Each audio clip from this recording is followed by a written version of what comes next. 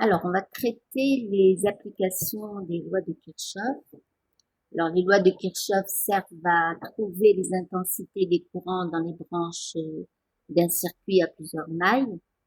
Alors, la méthode d'abord. Première étape, on fixe arbitrairement le sens des n courants. Alors, si on cherche n courants.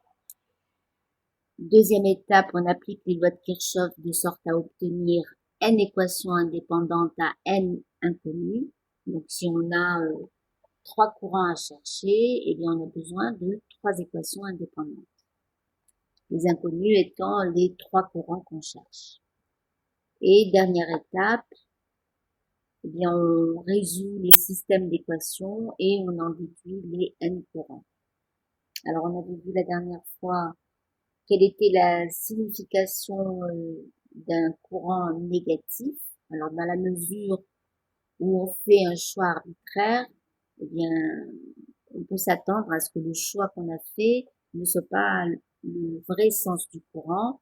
Et à ce moment-là, eh bien, on peut se retrouver avec un courant négatif. Alors, on avait vu que l'interprétation de ce signe dépend des éléments qu'il y a dans la branche où passe le courant en question. S'il n'y a que des générateurs réversibles et des résistances, eh bien, on dira que le courant passe dans l'autre sens, mais que la valeur qu'on a trouvée est juste. S'il y a des récepteurs purs, eh bien, il faut refaire les calculs en prenant le courant IK dans l'autre sens. Alors, on avait vu la justification de cette attitude à adopter en cas de courant négatif. Alors, avec des générateurs réversibles et des résistances dans la branche. Alors ici, on prend deux fois la même branche, mais avec un courant de gauche à droite, donc de A à B dans le premier cas, et un courant qui entre par B et qui sort par A dans le deuxième cas. Alors, on avait fait le calcul des courants et on trouvait que IA était égal à moins IB, c'est-à-dire qu'on retrouve le même résultat au signe près. Bon, alors ça justifie bien que si on a trouvé un courant négatif, eh bien il suffit de changer de sens, mais la valeur du courant qu'on a trouvé est la bonne valeur. Alors, par contre, si on a un récepteur pur dans la branche, eh bien on avait trouvé pour le courant entrant par A et sortant par B un courant IA qui avait cette expression.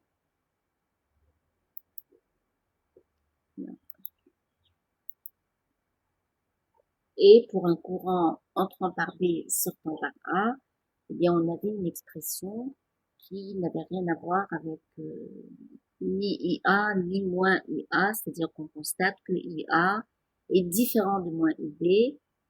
Eh bien ça veut dire que si on a trouvé un courant négatif, on est obligé de refaire les calculs en prenant le courant dans l'autre sens, dans le sens opposé à celui qu'on avait choisi de manière arbitraire.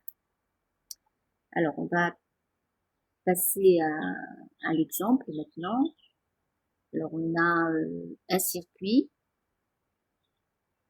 à plusieurs mailles dans lequel, alors, on a, il faut regarder la figure de gauche. Donc, dans la figure A, on a le circuit qui comporte trois générateurs réversibles. Alors, réversibles, ça veut dire qu'ils peuvent se comporter soit en générateur, soit en récepteur. Et on a des résistances, donc 4 résistances égales, R, et une résistance R' entre les deux points A et B. Alors, la résistance qui se trouve entre les points A et B, c'est la résistance équivalente à l'assemblage de résistances qui figure sur le schéma de droite, donc dans la figure B. Eh bien, vous avez toutes les résistances qui, quand on les combine ensemble, nous ont donné comme résultat la résistance R'. Alors, les questions, On vous donne les valeurs numériques, bien sûr. Les questions sont, premièrement, calculer la valeur de la résistance R1. Deuxièmement, calculer les intensités des courants I1, I2, I3 traversant les générateurs réversibles.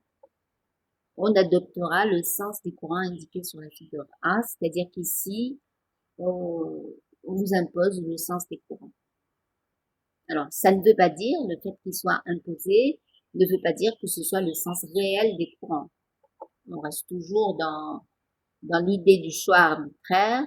Il faudra faire le calcul et si on trouve un ou des courants négatifs, eh bien, on prendra la décision qui s'impose. Alors, troisième question, préciser quel est le fonctionnement de chaque générateur. Alors, est-ce qu'il fonctionne en générateur ou en récepteur? Et dernière question, calculer l'énergie dissipée par effet Joule dans le circuit. Donc, première question. Connaissant la résistance équivalente, R', entre les deux points A et B, eh bien, on cherche la valeur de la résistance R1. Alors, sachant que mon assemblage de résistances comporte des résistances qui valent R1 et des résistances qui valent 2 fois R1. Donc, nous, ce qu'on veut, c'est la valeur de R1. Alors, pour chercher la résistance équivalente, eh bien, on a déjà vu en cours qu'il existait deux types d'associations de résistance. L'association série, c'est-à-dire quand les résistances sont à la suite les unes des autres, qu'elles ont une borne en commun. Et l'association parallèle, c'est quand les résistances sont sous la même différence de potentiel. C'est-à-dire que leurs bornes sont reliées de par deux. Alors ici, on va chercher à simplifier ce circuit. Donc, on commence par l'endroit du circuit où on a soit des résistances en série, soit des résistances en parallèle. Alors, on regarde bien. Eh bien, le seul endroit où on a des résistances en série, c'est les trois dernières résistances, celles qui sont à droite, R1, 2R1 et R1, qui sont à la suite les unes des autres, donc elles sont en série. Alors, on sait calculer la résistance équivalente de trois résistances en série, c'est la somme des résistances. Alors, voilà, on va aller en simplifiant le schéma au fur et à mesure de nos calculs. Hein. Donc, on a commencé par la résistance équivalente à ces trois résistances en série, donc elle vaut 4 fois R1, et on va redessiner notre circuit en remplaçant ces trois résistances par une seule résistance qui vaut 4R1. Alors, je refais le dessin à l'identique. Donc, tout ce qui est avant ce cadre en pointillé, eh bien, je le reproduis. Et j'ajoute à la place de ces trois résistances leur résistance équivalente. Alors, de nouveau, eh ben, je veux simplifier une nouvelle fois ce circuit. Donc, je cherche un endroit où il y a soit des résistances en série, soit des résistances en parallèle. Alors, il se trouve que 4R1 est en parallèle avec 2R1. Vous voyez bien qu'elles sont toutes les deux sous la même différence de potentiel. Alors, on sait faire ça. Si on a deux résistances en parallèle, leur résistance équivalente, elle est telle que 1 sur R équivalent égale à, donc ici nos deux résistances, c'est ces deux-là, c'est 1 sur 2 R1 plus 1 sur 4 R1. Donc ça me donne, si je réduis au même dénominateur et que j'additionne, eh bien je trouve 1 sur R équivalent égale à 3 sur 4 R1. Ce qui me donne R équivalent égale 4 tiers de R1. Bon, et bien à partir de maintenant, je vais remplacer ces deux résistances en parallèle par une seule résistance qui vaut 4 tiers de R1. Donc je refais mon schéma à l'identique. Donc qu'est-ce qui me restait? Il me restait ces trois résistances-là. Et à la place de ces deux-là, la résistance 4 tiers de R1. Donc, je refais mon dessin. Et je cherche de nouveau une simplification. Est-ce que j'ai un endroit où il y a des résistances en série ou en parallèle? Et on constate que ces trois résistances sont en série. Donc, on va faire leur somme pour avoir leur résistance équivalente. Donc, R1 plus 4 tiers de R1, ça va me faire 3 tiers de R1 plus 4 tiers de R1 plus 3 tiers de R1, ce qui me fait 6 tiers de R1. Alors, de nouveau, je redessine mon schéma en en reproduisant à l'identique ce que j'avais avant mon cadre bleu. Donc, ce qui me restait, c'était juste 2 R1 et à la place de tout ce qu'il y a dans le cadre, donc les trois résistances en série, je vais mettre leur résistance équivalente. Donc, j'ai 2 R1 en parallèle avec 10 tiers de R1. Alors, une nouvelle fois, j'écris que 1 sur R équivalent égale à 1 sur 2 R1 plus 3 sur 10 R1. Alors, on réduit au même dénominateur, on additionne, on inverse et on obtient la résistance équivalente égale à 5 quarts de R1. Alors, je vous rappelle qu'entre les points A et B, on avait la résistance R' qui vaut 21. Alors, on en déduit R1 qui est égal à 4 cinquièmes de R', donc R1 égale 16 ohms. Alors, on passe à la deuxième question. Calculer les intensités des courants. Alors là, on passe à l'application des lois de Kirchhoff. Donc, on écrit les lois de Kirchhoff. On a 3 courants à trouver. Donc, ça veut dire qu'on a besoin de 3 équations indépendantes à 3 inconnus, les inconnus étant les 3 courants. Alors, loi des nœuds. Eh bien, je regarde dans mon circuit où sont les nœuds. Les nœuds sont des points du circuit où aboutissent au minimum 3 conducteurs, c'est-à-dire 3 fils de connexion qui relient les éléments du circuit entre eux, qui aboutissent au même point. Alors, on a un premier nœud ici et un deuxième nœud au point B. Alors, on va chercher à ce nœud. On va écrire la loi des nœuds. Donc, on va chercher les courants qui entrent, les courants qui sortent, et on va écrire que la somme des courants entrants est égale à la somme des courants sortants. Alors, qu'est-ce qui entre? Le courant I1, il entre, et c'est tout. Ce qui sort, c'est le courant I2 et le courant I3. Donc, à ce nœud, j'écris que I1 est égal à I2 plus I3. Voici ma loi des nœuds. Et je vais vérifier ce qui se passe à l'autre nœud. Alors, à l'autre nœud, eh bien, je regarde les courants qui entrent. Alors, les courants qui entrent, c'est le courant I2 et le courant I3. Alors, qu'est-ce qui sort? C'est le courant I1 qui sort de B et qui va passer dans ce sens-là.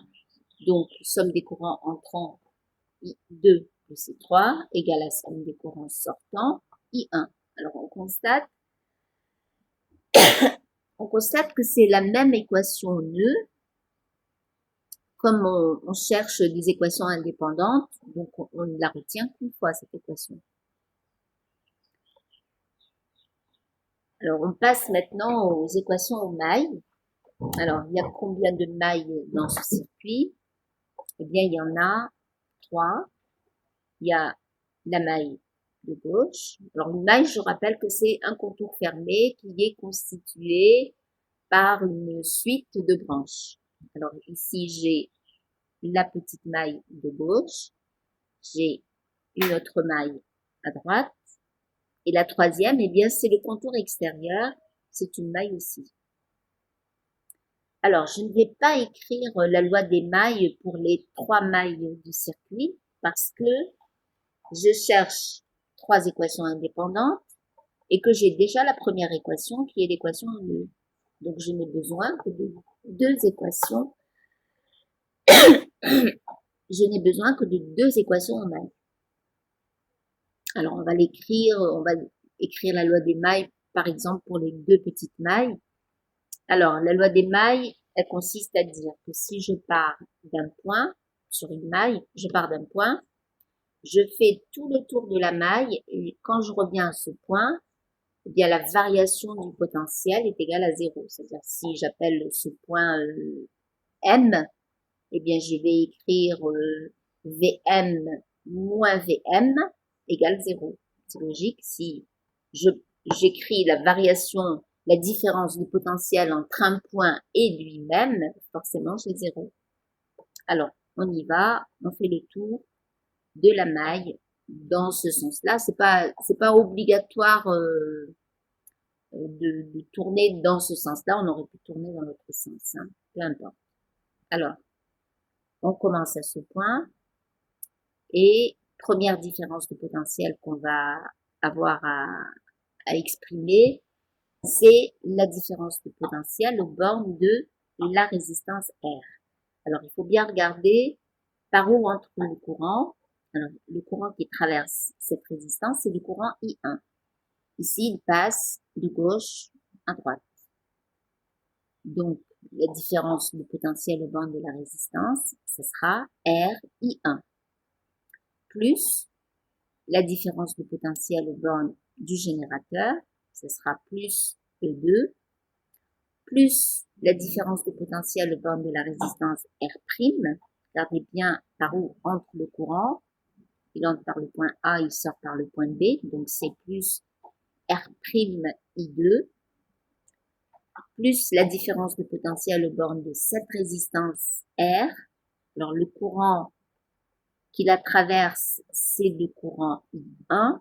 Et ici, dans la résistance R, il passe de droite à gauche. Donc, cette différence de potentiel, ce sera plus RI1. Alors, il me manque juste la dernière différence de potentiel, donc la différence de potentiel aux bornes de ce générateur, donc la différence entre le potentiel de la borne moins et le potentiel de la borne plus, c'est-à-dire moins E1. Alors, je relis mon équation. RI1 plus E2 plus R'(I2 plus RI1 moins E1 égale 0. Alors, deuxième équation en maille, je démarre à ce point, je fais tout le tour, et quand je reviens, je dois avoir une différence de potentiel qui est nulle. Donc, première différence de potentiel aux bornes de la résistance R. Elle est traversée par le courant I3. I3, quand il traverse la résistance R, il passe de gauche à droite. Donc, cette différence de potentiel, c'est plus RI3, plus la différence de potentiel aux bornes de ce générateur. Donc, la différence entre le potentiel de la borne plus et le potentiel de la borne moins, ça sera plus E3, plus la différence de potentiel aux bornes de cette résistance.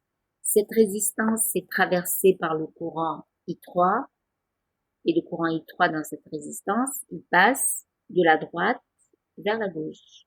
Donc, ça sera plus RI3. Alors, VB moins VA, donc la différence de potentiel aux bornes de R'. Alors, attention, cette fois, le courant I2 qui traverse R' entre par le point A et sort par le point B. Donc, VB moins VA, c'est moins R'(I2). Plus la différence de potentiel aux bornes du générateur. Donc ici, ce sera la différence entre le potentiel de la borne moins et le potentiel de la borne plus. Donc ce sera moins E2. Alors, je relis mon équation. RI3 plus E2 plus RI3 moins R'(I2 moins E2 égale 0. Donc, j'ai mes trois équations indépendantes à trois inconnus.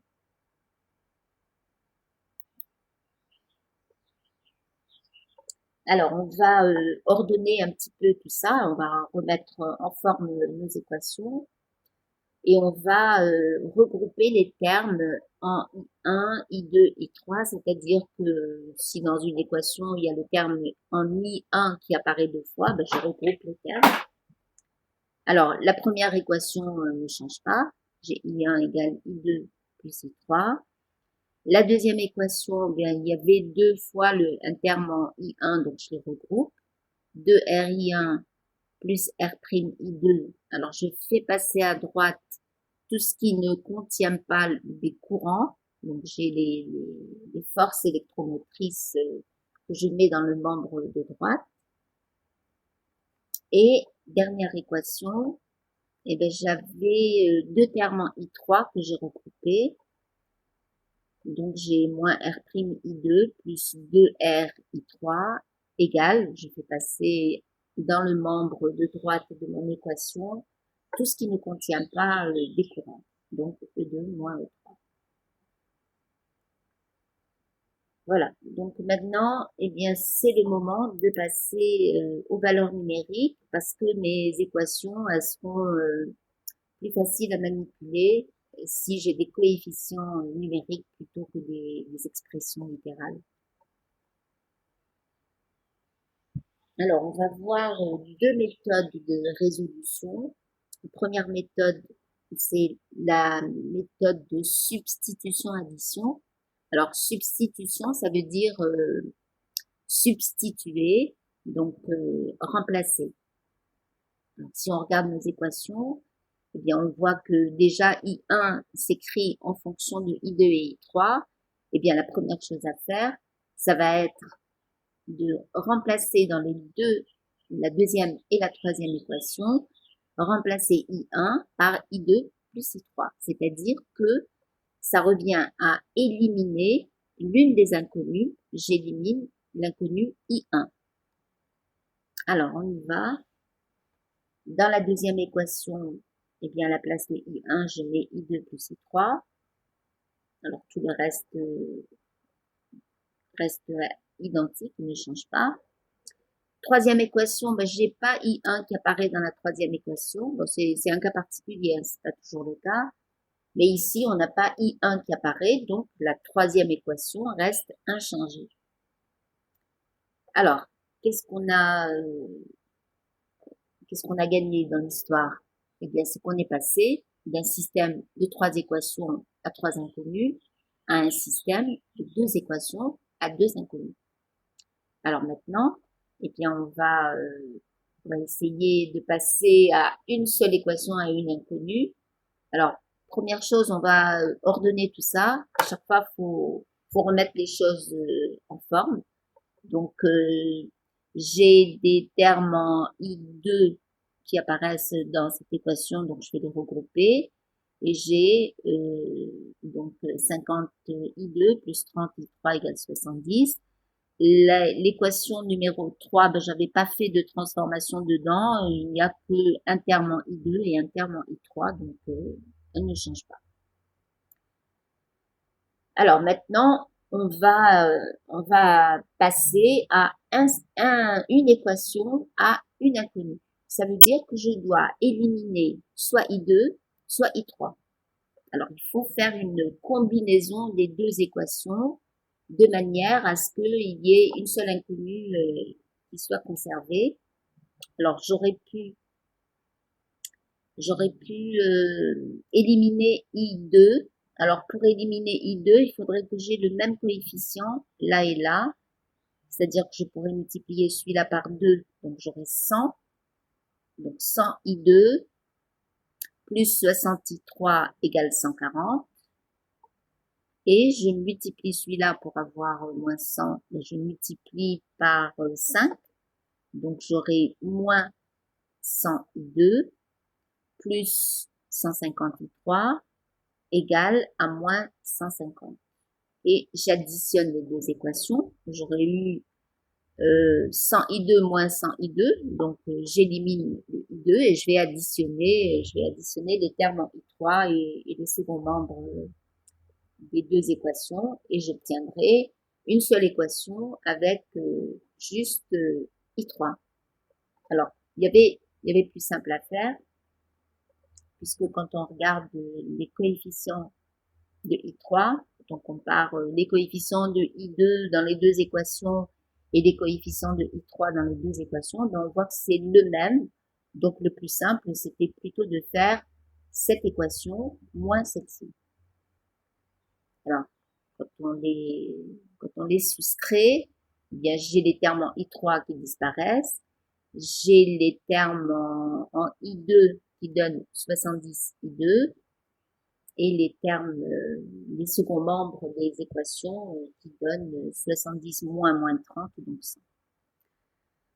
Alors, on en déduit, puisqu'on a une équation à une inconnue, on a donc la valeur du courant I2. Ensuite, eh bien, on va remonter aux équations pour trouver I3 et I1. Alors, je remonte à soit cette équation, soit celle-ci.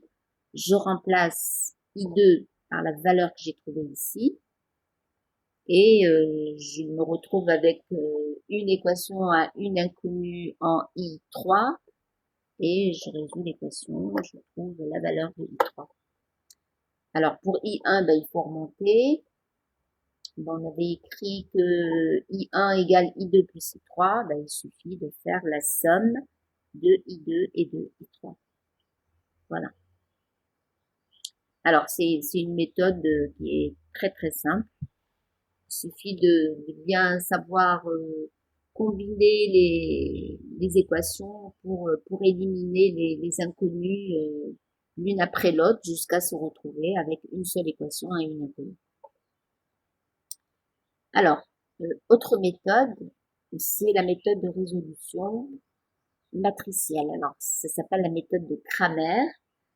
En algèbre, vous voyez certainement une autre méthode de résolution qui est la méthode de Gauss, mais vous allez voir qu'il y a beaucoup de similitudes. Alors, pour commencer, il faut qu'on écrive nos équations sous forme matricielle. Alors, je vous rappelle quelles étaient nos équations. Alors déjà, on commence par les mettre sous la même forme, c'est-à-dire que la première équation, là où j'avais mis somme des courants entrants égale à somme des courants sortants, et ben je vais l'écrire de manière à ce qu'il y ait tous les courants dans le membre de gauche et une constante à droite. Donc je vais avoir I1 moins I2 moins I3 égale 0 et mes deux autres équations restent inchangées. Alors j'écris ça sous forme matricielle, c'est-à-dire que j'ai une matrice, j'ai trois équations. Donc, j'ai une matrice carrée à 3 lignes, 3 colonnes, que je multiplie par une matrice colonne dans laquelle il y a mes trois inconnus, I1, I2, I3. Et le résultat de ce produit, eh bien, c'est une matrice colonne dans laquelle il y a les seconds membres de mes trois équations. Donc, 0, 70 et moins 30. Alors, on va vérifier que ça donne bien, que ce produit matriciel, cette équation matricielle me donne bien mes équations de départ. Alors, on développe comment un produit de matrice? Eh bien, on prend ce terme, donc 1 fois I1 moins I2 moins I3 égale à ce terme-là, égale 0. Ensuite, 30 I1 plus 20 I2 plus 0 I3 égale à 70. 0 I1 moins 20 I2 plus 30 I3 égale à moins 30. Vous voyez bien qu'on retrouve nos équations de départ. Alors, qu'est-ce qu'on peut remarquer? Eh bien, on remarque que la première colonne contient les coefficients de I1 dans mes équations. D'accord? Vous avez I1 moins I2 moins I3. D'accord? Et mon mon coefficient 1, c'était bien le coefficient de I1. Deuxième équation, 30 I1 plus 20 I2, d'accord, plus 0 I3. Vous voyez bien que dans la première colonne, eh bien, j'ai des coefficients de I1 dans chacune des équations. La deuxième colonne contient les coefficients de I2 dans les trois équations et la troisième colonne contient les coefficients de I3 dans les équations. Voilà. Donc, cette matrice, je vais l'appeler A et je cherche une solution à cette équation matricielle. Eh bien, ce système d'équations admet une solution unique si le déterminant de la matrice A est différent de 0. Alors, le déterminant, c'est son expression. Alors, n étant le nombre de lignes et de colonnes, ici dans notre cas, n, ça sera 3. Alors, je fais la somme pour i allant de 1 à n, des moins 1 à la puissance i plus j, i étant le numéro de ligne et j étant le numéro de colonne. Et je multiplie par a, i, j. Alors, a, i, j, c'est quoi? Dans la matrice A, c'est le terme qui se trouve à la ligne I et à la colonne J. C'est-à-dire que si je cherche par exemple A1, 3, eh bien, ça sera ce terme-là. D'accord? Première ligne, troisième colonne. Donc, ça sera mon A1, 3, il sera égal à moins 1. Alors, le SIJ, c'est ce qu'on appelle le cofacteur de AIJ. C'est la matrice A dans laquelle on supprime la ligne et la colonne de AIJ. Alors, je vous rappelle qu'on a déjà parlé de déterminant quand on a calculé le produit vectoriel de deux vecteurs et que on avait écrit ça sous forme de déterminant et qu'on avait développé par rapport à la première ligne qui contenait les vecteurs unitaires I, J et K. Alors, je vous disais qu'on alterne les signes plus et moins, c'est-à-dire que si par exemple on développe par rapport à la première ligne, eh bien on mettait plus, moins, plus. Voilà. Alors, vous avez souvent posé la question, pourquoi est-ce qu'on alterne les plus, moins et plus? Eh bien, voilà l'explication. Dans la formule du déterminant, il y a ce terme, moins 1 à la puissance i plus j. Alors, ça veut dire quoi? Ça veut dire que si la somme i plus j, donc numéro de ligne plus numéro de colonne, si c'est impair, eh bien, j'aurai moins 1 à la puissance d'un nombre impair, donc ce sera moins 1. Et si cette somme est paire, j'aurai moins 1 à la puissance d'un nombre qui est pair, par exemple moins 1 à la puissance 4, eh bien moins 1 à la puissance 4, c'est plus 1. Par contre, moins 1 à la puissance 3, c'est moins 1. Alors, on va vérifier. Si je parle de ce terme-là, je suis ici à la ligne numéro 1, colonne numéro 1. Donc, moins 1 à la puissance 2, donc ça sera un plus que j'aurai ici. Ici, je suis à la ligne numéro 1, colonne numéro 2. Donc, moins 1 à la puissance 1 plus 2, donc moins 1 à la puissance 3, c'est moins 1. Donc ici, je mets un signe moins. Ici, je vais avoir, je suis à la ligne 1, colonne 3, donc i plus j, c'est 4, moins 1 à la puissance 4, c'est plus 1. Donc, j'aurai un signe plus ici. Voilà, donc, l'explication de l'alternance entre les signes plus et moins quand vous calculez un déterminant. Alors, on va passer au calcul du déterminant de cette matrice. Alors, on a tout intérêt à développer suivant la ligne ou la colonne qui contient un ou des zéros pour qu'on ait des termes A, I, J égale 0 et que donc il y ait des termes dans ce déterminant qui soient nuls et le calcul sera plus rapide. Alors, je développe par exemple par rapport à la première colonne. Donc, mon déterminant, il sera, alors, j'applique ma formule là, moins 1 à la puissance 1 plus 1, d'accord? Numéro de ligne, numéro de colonne, multiplié par 1, multiplié par le déterminant qui reste quand je supprime la ligne et la colonne de 1. Alors, je supprime la ligne et la colonne de 1. Il me reste ce petit déterminant que j'ai reproduit ici. Alors, on passe au produit suivant. Donc, plus moins 1 à la puissance i plus j. Je suis à la ligne numéro 2 et à la colonne numéro 1. Donc, je vais avoir moins 1 à la puissance 2 plus 1, c'est-à-dire moins 1 à la puissance 3. Donc, moins 1. Je multiplie par 30. Et je multiplie par le déterminant qui reste quand je supprime la ligne et la colonne de 30. Donc, il me restera le déterminant qui contient les éléments moins 1, moins 1, moins 1 et 30. Donc, le voici, le déterminant. Alors, plus, alors, j'aurai cette fois moins 1 à la puissance 3 plus 1, c'est-à-dire moins 1 à la puissance 4, donc c'est un plus que j'aurai ici. 0 multiplié par le déterminant qui reste quand je supprime la ligne et la colonne de 0. Je ne l'écris même pas parce que de toute façon, le produit sera nul. Voilà.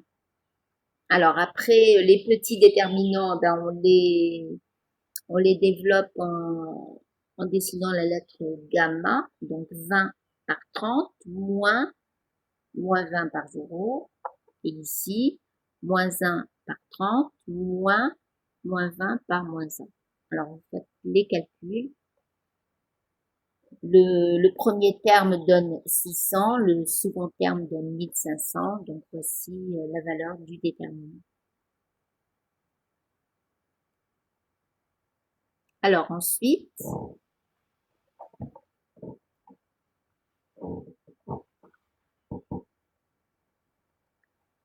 eh bien, on en arrive à chacun des courants. Donc, premier courant, le courant I1, eh bien, ça sera le déterminant delta 1 sur le déterminant delta qu'on vient de calculer. Qu'est-ce que c'est que ce déterminant delta 1? Eh bien, c'est le déterminant delta dans lequel je remplace la colonne qui correspond au coefficient du courant I1. On avait vu tout à l'heure que c'était la colonne, la première colonne, c'est celle-là, la colonne des coefficients de I1. Eh bien, on va la remplacer par le second terme de mon équation matricielle. Donc, je mets à la place des coefficients 1, 30 et 0, eh bien, je vais mettre les éléments du second membre, c'est-à-dire 0, 70 et moins 30. Et je calcule ce déterminant, je le divise par delta et on obtient un courant qui vaut 1,38 ampères, c'est-à-dire la valeur qu'on avait trouvée par l'autre méthode.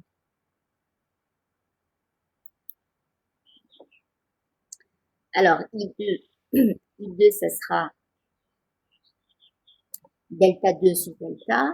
Alors, delta 2, ben, on procède exactement de la même manière, c'est-à-dire que dans le déterminant delta, on va remplacer la colonne de I2, la colonne des coefficients de I2, par le second membre. Donc, on met 0, 70 et moins 30 à la place de ce qu'on avait, c'est-à-dire moins 1, 20 et 20. Et on recalcule ce déterminant delta 2 et on fait le rapport delta 2 sur delta et on obtient 1,43 ampères, c'est-à-dire la même valeur que ce qu'on avait par la méthode de substitution-addition. Alors, I3, pareil, delta 3 sur delta, cette fois c'est la troisième colonne qu'on va remplacer et on obtient le courant moins 0,047 ampères. Voilà. Alors, interprétation, avant d'en arriver à l'interprétation des signes, bon, vous avez dû remarquer que cette méthode, elle est un petit peu plus lourde, il y a plus d'étapes, il y a plus de calculs, mais c'est une méthode qui marche très très bien quand on a un grand nombre de courants à calculer. Bon, si vous n'en avez que trois, vous avez bien vu que la méthode de substitution-addition, elle est très rapide. On en a pour 5 minutes à trouver nos trois courants. C'est une machinerie un petit peu plus lourde d'appliquer la méthode matricielle pour trois équations, ça vaut pas la peine. Mais par contre, si vous avez un grand nombre d'équations, c'est une méthode qui est beaucoup plus sûre. C'est-à-dire que vous ne risquez pas de faire d'erreurs en combinant des équations. Et puis, il y a un autre problème, c'est que dans la méthode de substitution-addition, vous utilisez, alors on a réduit le nombre d'équations jusqu'à arriver à une équation à une inconnue, mais ensuite, vous utilisez ce résultat pour remonter aux autres équations et avoir le deuxième courant, le troisième courant, le quatrième courant s'il y en a, etc. Donc, si vous avez une erreur sur le premier courant que vous avez calculé, ça va se répercuter sur tout le reste. Par contre, ici, le risque d'erreur, il est un peu moins grand. La seule chose qui est en commun entre les courants, c'est le dénominateur delta, c'est-à-dire qu'il ne faut pas se tromper sur le tout premier déterminant qu'on cherche, qu'on calcule, parce que de toute façon, il servira à tous les courants que vous avez calculés, il sera au dénominateur. Donc voilà, il y a un petit peu moins de risque d'erreur et c'est une méthode un petit peu plus élégante que la méthode de substitution-addition. Voilà. Alors vous pouvez aussi appliquer, essayer votre méthode habituelle que vous utilisez en algèbre et vous devriez trouver les mêmes résultats. Alors, on en arrive à l'interprétation du signe des courants. Alors, on a trouvé deux courants positifs, un courant négatif. C'est le courant I3. Alors, ça veut dire que les courants I1 et I2 passent dans le sens qui a été choisi sur notre schéma électrique.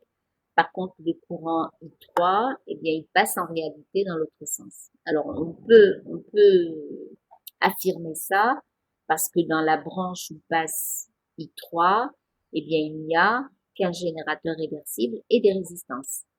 Donc, on trouve un courant négatif. Si on est dans ce cas-là, on peut affirmer que le courant qu'on a trouvé a la bonne valeur, c'est juste que on a mal choisi le sens de ce courant et que en réalité, il passe dans l'autre sens. Donc, j'ai redessiné ici les vrais sens du courant. Donc, I1 et I2 étaient justes. Il y a juste I3 qui doit être redessiné dans l'autre sens. Voilà. Alors, troisième question, on nous demandait de préciser le fonctionnement de chacun des générateurs réversibles. Est-ce qu'ils se comportaient en générateur ou en récepteur?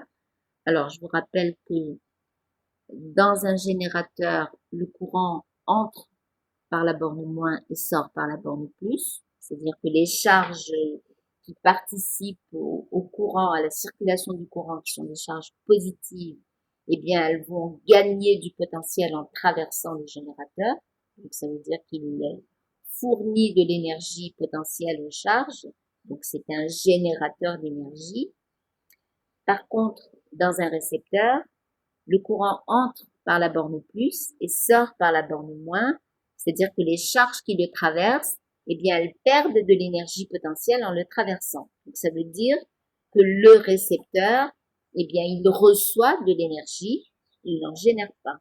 Il est consommateur d'énergie et non pas producteur d'énergie. Alors, on va les regarder un par un. Alors, le générateur, le premier, est traversé par le courant I1. I1 entre par la borne moins et sort par la borne plus, donc ce générateur se comporte en générateur.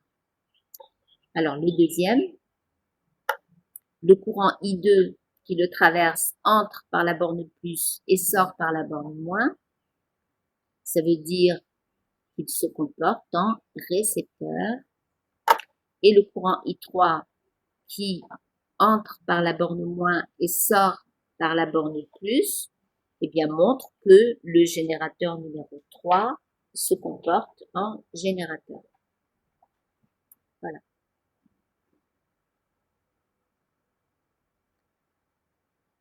Dernière question.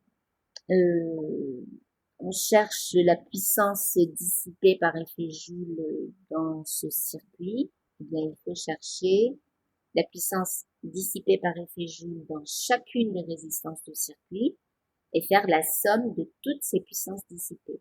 Alors, on a 5 résistances dans ce circuit. Donc, il faut regarder, il faut faire attention au courant qui traverse chacune des résistances. Donc, je vais commencer là. Celle-ci est traversée par le courant I1. Donc, je vais avoir RI1 carré plus RI1 carré. Ensuite, j'ai celle-ci qui est traversée par le courant I2, donc plus R'(I2 carré. Et enfin, j'ai celle-ci et celle-là qui sont traversées par le courant I3. Donc plus 2 fois RI3 au carré. Voilà, donc 2RI1 carré plus R'(I2 carré plus 2RI3 carré.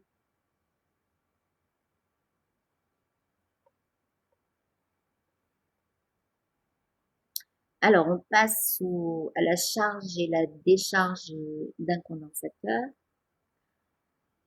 On va revenir à un circuit à une seule maille pour bien comprendre le fonctionnement d'un condensateur en régime transitoire, c'est-à-dire pendant sa charge ou sa décharge.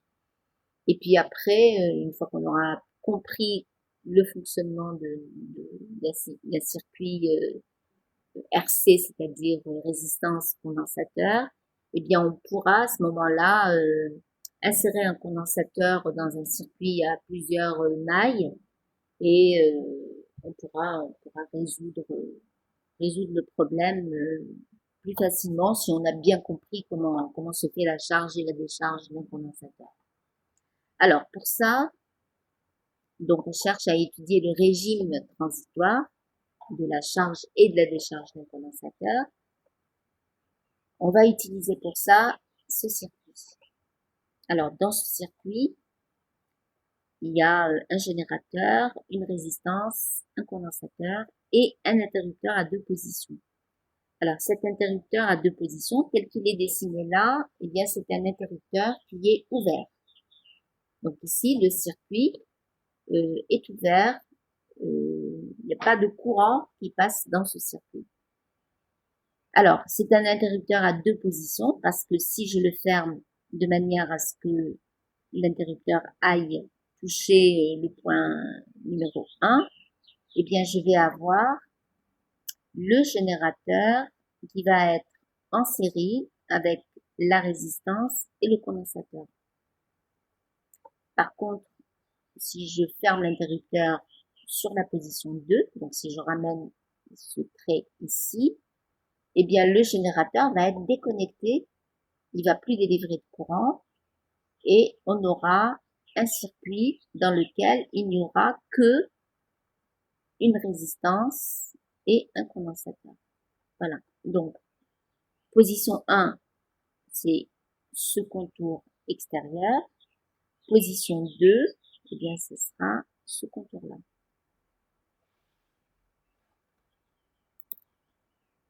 Alors, on va d'abord s'intéresser à la charge du condensateur. Donc, pour commencer, on va mettre le condensateur, l'interrupteur sur la position 1. Donc, interrupteur sur la position 1. Ce fil-là ne sert plus à rien. C'est comme s'il n'existait pas. Donc, je redessine mon circuit. J'ai un générateur, une résistance, un condensateur qui forment le circuit. Alors, je vais mettre des points A, B et D et je vais dire que VA moins VB, c'est la différence de potentiel aux bornes de la résistance, je vais l'appeler VR, et VB moins VD, c'est la différence de potentiel aux bornes du condensateur, je l'appelle VC.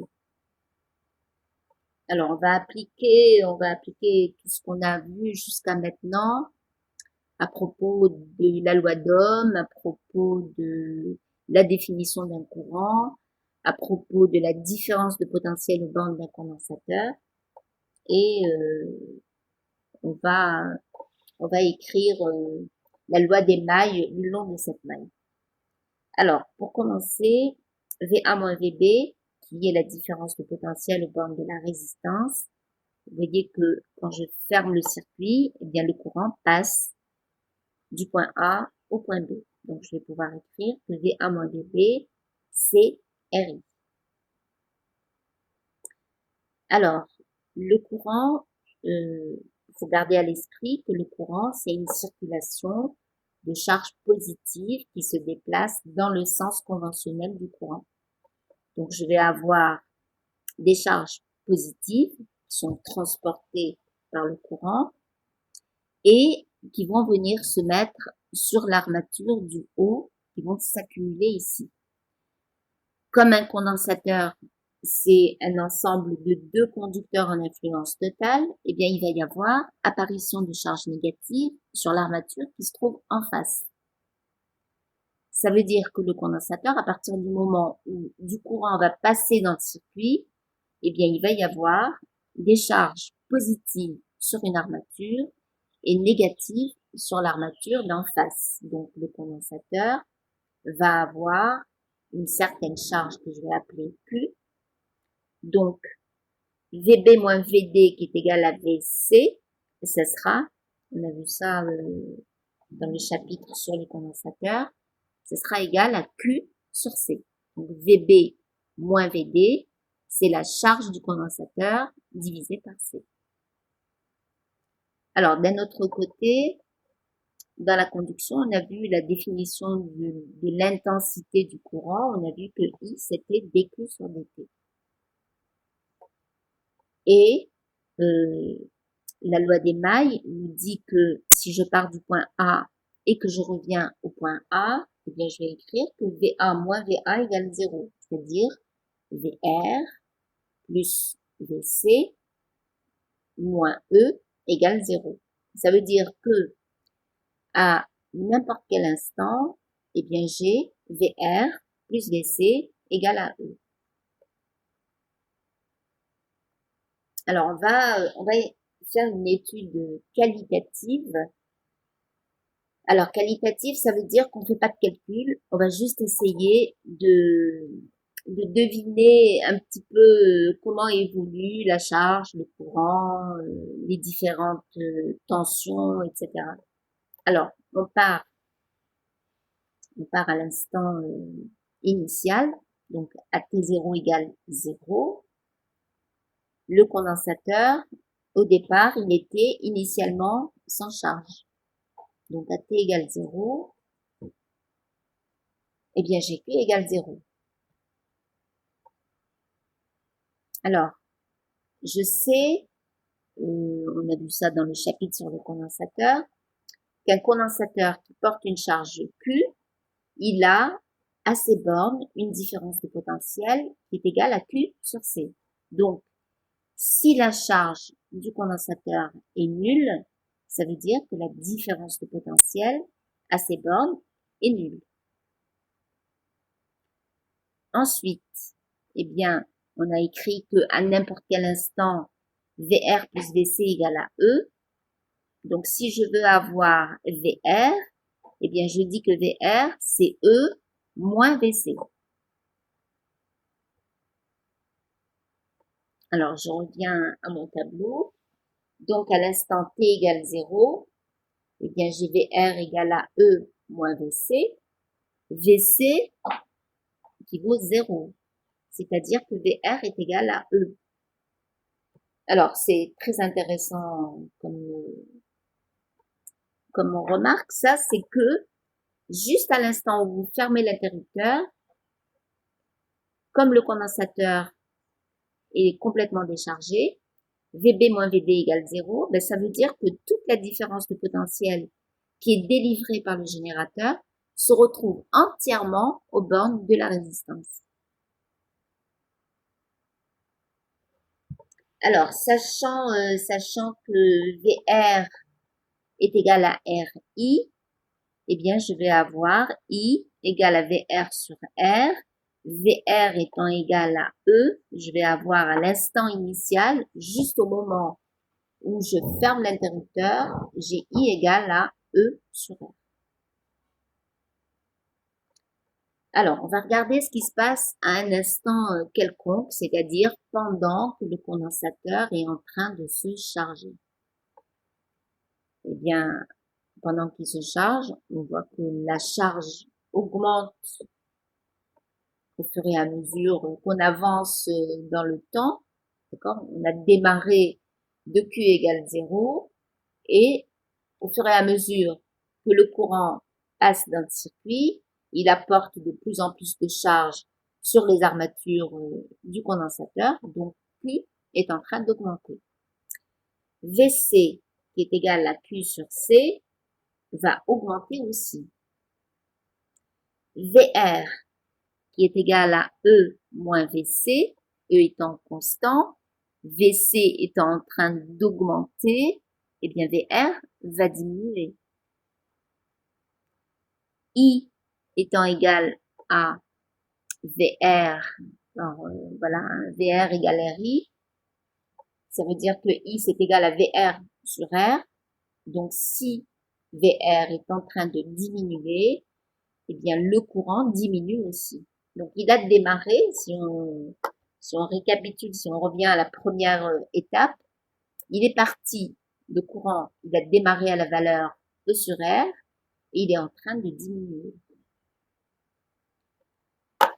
Alors, qu'est-ce qui se passe à T final, c'est-à-dire une fois que le condensateur est entièrement chargé?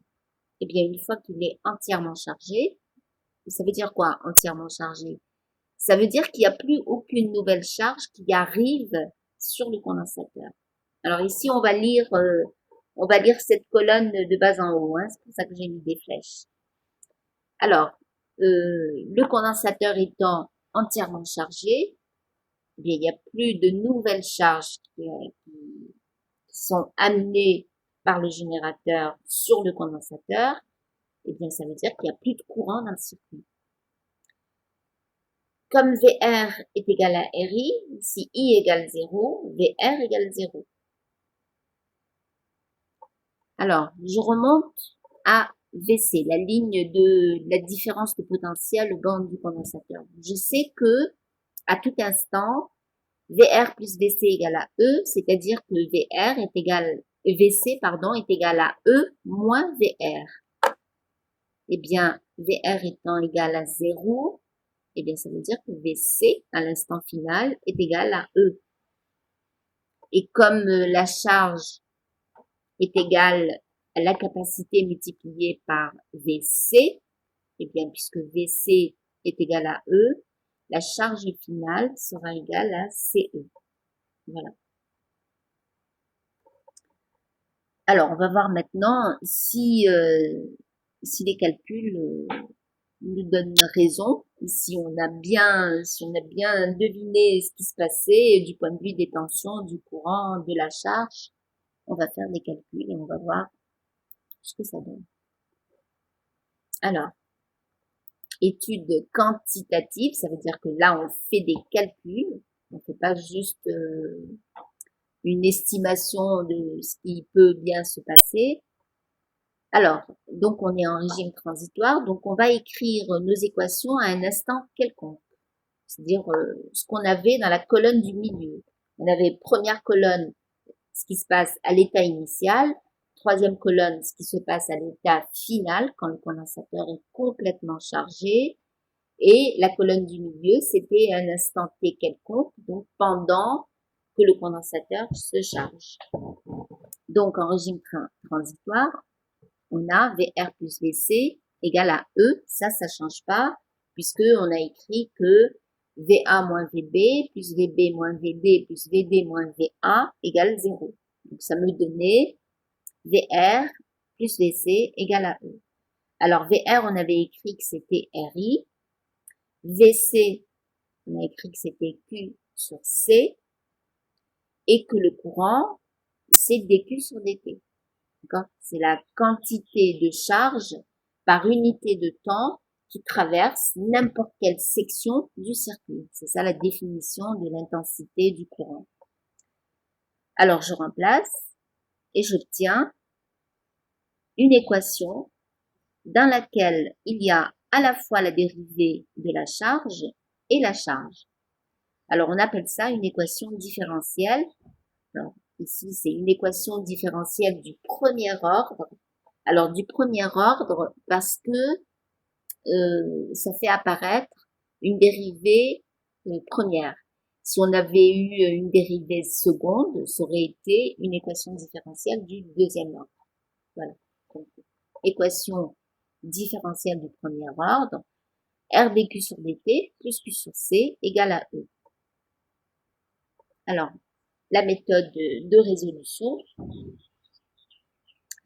Alors, on va dire solution générale égale à solution de l'équation sans second membre plus solution particulière. Alors, je vous ai coloré les initiales pour que vous voyez pourquoi ces abréviations. Hein. SG, c'est solution générale.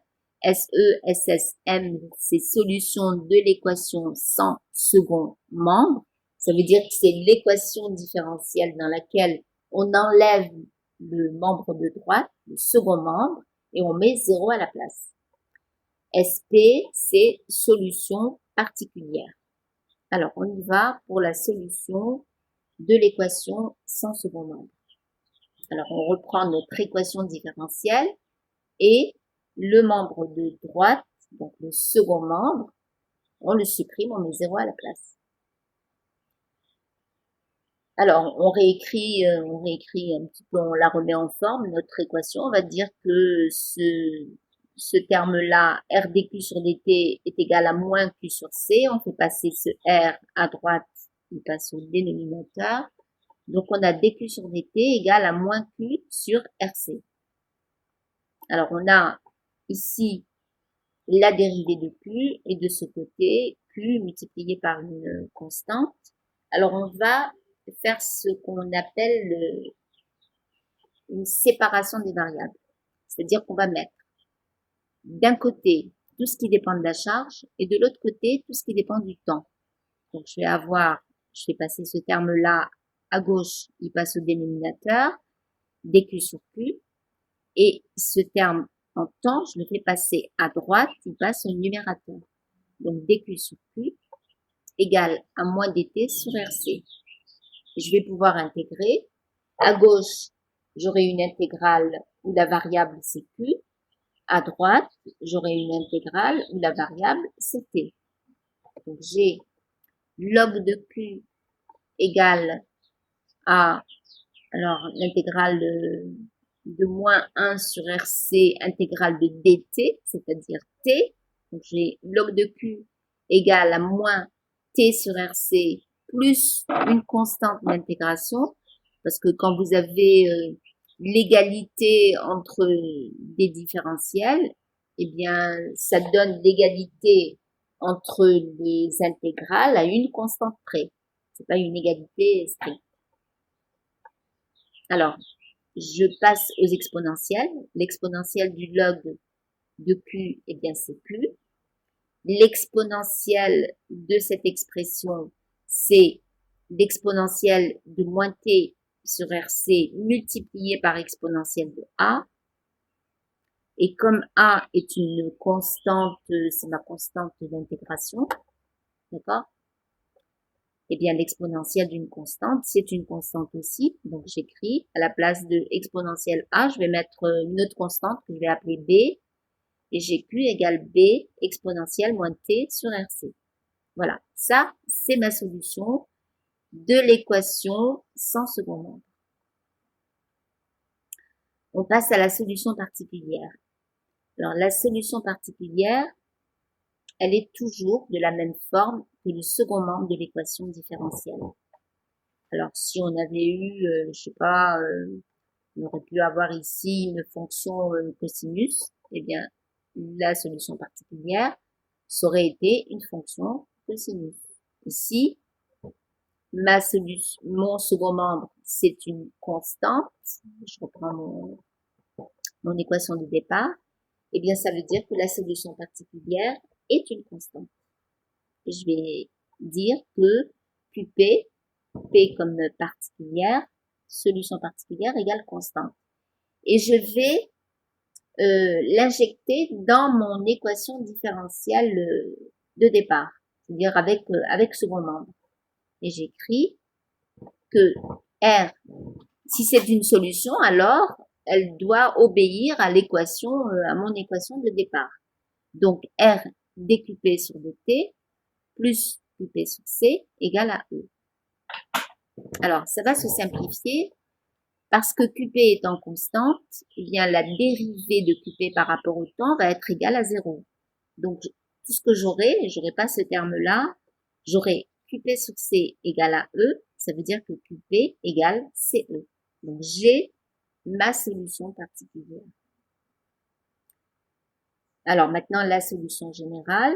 Eh bien, la solution générale, c'est Q égale la solution de l'équation sans second membre. On avait trouvé B exponentielle moins T sur RC, plus la solution particulière qui est CE.